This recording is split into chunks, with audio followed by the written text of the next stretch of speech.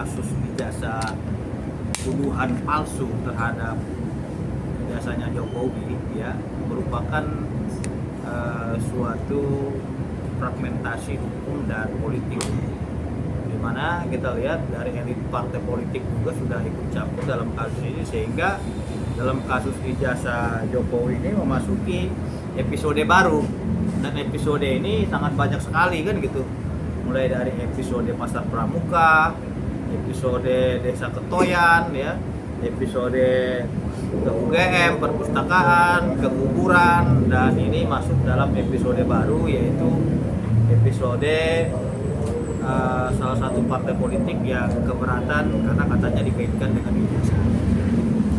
Nah, terus muncul lagi laporan daripada Pak Roy Suryo terhadap beberapa akun YouTuber ya. Saya kira dalam suatu perbuatan pidana itu kan sifatnya ultimum remedium ya. Dan upaya pidana itu adalah upaya hukum terakhir dalam suatu peristiwa, dan di dalam KUHP Undang-Undang Nomor 1 Tahun 2023 itu lebih menekankan kepada dialog ataupun musyawarah melalui restoratif justice. Kita lihat sekarang laporan yang dilakukan oleh yang katanya dari BPHP Demokrat tersebut tidak pernah melayangkan somasi terhadap Agri Panani kan gitu, sehingga ini memunculkan spekulasi bahwasanya laporan tersebut dipaksakan untuk mempidanakan orang-orang yang memang kritis terhadap kebijakan-kebijakan pejabat maupun mantan pejabat negara Republik Indonesia. Jadi kan mereka ini saya lihat mengkritik kebijakan-kebijakan terdahulu kan gitu ya, dan kritikan-kritikan mereka ini dianggap sebagai fitnah yang sifatnya itu menuduh, sehingga mereka melaporkan. Nah, itu suatu pertanyaan, apakah selama ini Pak Jokowi dikritik dan dituduh itu dia merespon? Saya kira tidak. Nah, dia merespon itu karena memang dia merasa sudah bertahun-tahun ini terus berlanjut dan tidak pernah selesai. Ya, kita lihat dari kasus Bambang Tri dan Gus Nur, nah, itu sudah mendapatkan suatu putusan yang telah bersifat hukum tetap ataupun ingkrah seperti itu. Perihal laporannya kemarin seperti apa yang ini, yang terlibatan katanya diduga ada nama F ini Bang Firdaus Wibowo. Iya, karena kita lihat Firdaus Wibowo ini sangat vokal sekali karena dia terkenal dengan ketua Termul ya, Ternak Mulyono katanya. Dan dia ormas bentukan dia itu sebagai pembela Prabowo Gibran maupun pembela Jokowi, dia memang sangat betul sekali. Tapi sangat kita sayangkan sekali apabila suatu laporan tersebut tidak melalui syarat formil yang diatur dalam undang-undang. Salah satunya meminta klarifikasi kepada calon terlapor kan gitu. Seharusnya disomasi dulu mereka, diperingatkan agar dia memberikan hak jawab dia terhadap dugaan yang katanya fitnah maupun pencemaran nama baik tadi kan gitu. Jadi ini tiba-tiba langsung ujuk-ujuk lapor ya, dan menjadi perbuatan pidana jadinya ya. Berarti kan ini kita belum siap untuk berdemokrasi.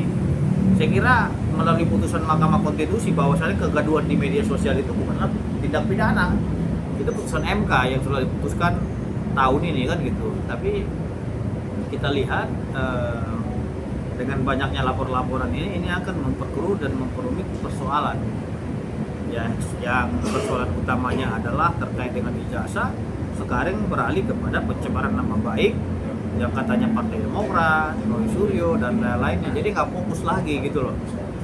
Dan saya dengar juga Firdaus ada membuat laporan kan gitu. Nah, ini saling melapor kan nggak selesai nih. Yang satu melapor, yang ini juga melapor, kapan selesainya? Fokus kita itu kan ini perkara ya, silakan dibuktikan nanti di persidangan apakah ijazahnya asli atau palsu kan nanti dibuktikan. Nah, tapi kalau memang ada laporan-laporan ini kan ini akan menghambat proses yang sedang berlangsung gitu. Untuk kelanjutan kasus ijazah Jokowi sendiri menurut Bang Fitra seperti apa? Apa harus segera di P21 dimasuk persidangan seperti apa Bang? Saya kira penyidik sangat hati-hati sekali dalam melakukan suatu proses hukum terhadap terlapor ya, karena mereka kan juga kemarin meminta gelar perkara khusus. Akan tetapi hasil dari gelar perkara khusus yang dibuat oleh Polda Metro Jaya itu tidak menghentikan perkara, akan tetapi tetap melanjutkan perkara yang menyimpulkan bahwasanya perkara tersebut tetap berlangsung. Nah, persoalannya adalah apakah perkara ini layaknya di P21 kan atau tidak? Ya, kalau memang untuk mendapatkan kepastian hukum perkara apapun itu harus di P21 kan untuk nanti dibuktikan di persidangan siapa yang benar siapa yang salah, karena kita tidak bisa menyimpulkan suatu peristiwa pidana sebelum adanya putusan hakim yang berkekuatan hukum tetap terkait dengan perkara ini. Nah, muncul spekulasi bahwasanya oh ini ijazahnya palsu, ini ijazahnya tidak palsu, ini dan lain-lainnya. Ya nanti diuji di persidangan. Nah, persidangan melalui persidangan pidana karena perkara tersebut adalah perkara pidana yang sudah dilaporkan terkait dengan katanya pasal 32, 35 Undang-Undang ITE dan pasal pencemaran nama baik. Bang, menurut Bang Fitra sendiri endingnya akan seperti apa sih kasus ini? Kalau saya sih melihatnya kasus ini bisa selesai 2029. Karena Hah? Karena apa ya? Karena saya lihat ini sudah masuk ke dalam ranah muatan politik.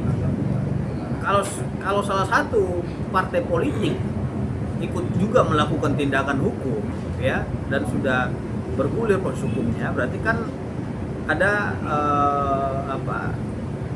tindakan hukum yang dilakukan oleh partai politik juga di sini, sehingga ini makin membuat ruwet pembuktian dan pengungkapan kasus ini. Kalau seumpamanya kita mau fair, ini dulu dituntaskan, diselesaikan dulu nih, diuji dulu di persidangan. Kalau memang mau lapor nanti lapor kan gitu. Nah, sehingga ini menimbulkan persepsi seperti yang telah dibuat oleh beberapa YouTuber pada tadi. Berarti ada yang ini dong, ada yang ada yang terlibat dalam kasus ini kan gitu. Nah, mereka nggak terima itu, makanya mereka laporin. Nah, kalau seumpamanya partai politik tersebut tidak terlibat, dia seharusnya cukup mengklarifikasi aja dan menjawab, karena ini kan hanya kritikan daripada YouTuber ataupun para aktivis media sosial.